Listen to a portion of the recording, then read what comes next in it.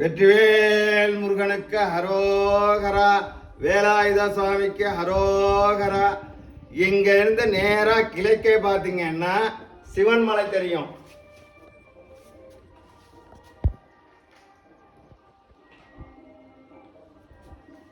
இங்க இருந்து நேரா கிழக்கே பாத்தீங்கன்னா சிவன் மலை தெரியும்.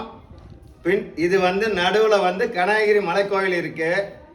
பின்பகுதியில அழகுமலை முத்துக்குமாரசாமி கோயில் இருக்கு. நேர்கோட்டில் இந்த 3 கோயிலும் இருக்கு. சிவன் மலை, கனககிரி மலை, அழகுமலை. அதே போல அந்த பக்கம் தெரியுது பாருங்க, அது சென்னிமலை.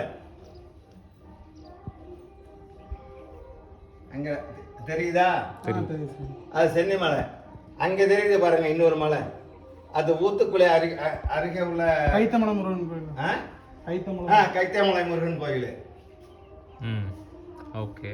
அப்புறம் இந்த சைடு பாத்தீங்கன்னா இந்த சைடு தெரியாது.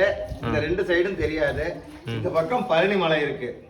ஆனா பழைய காலத்துல தெரிஞ்சுட்டே இருந்திருக்கு, இப்ப தெரியாது. இந்த சைடு செஞ்சேரி மலை. இந்த 2 மலையும் தெரியாது. இந்த மலையெல்லாம் தெரியும். பழைய காலத்துல இந்த எல்லா மலையும் தெரிஞ்சுட்டே இருந்திருக்கு. ஆனா இங்க பழமையான ஒரு சித்தர் இருந்திருக்காரு கொஞ்ச நாள். அவர் பேர் சரியா எனக்கு தெரியல, தெரிஞ்சா நான் கண்டிப்பா சொல்றேன்.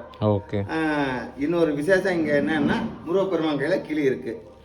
ஆனா எல்லா மலையும் இங்க இருந்து பார்க்கலாம். அங்க இருந்து பார்த்தா இந்த மலை அவ்வளவு சீக்கிரம் தெரியவே தெரியாது.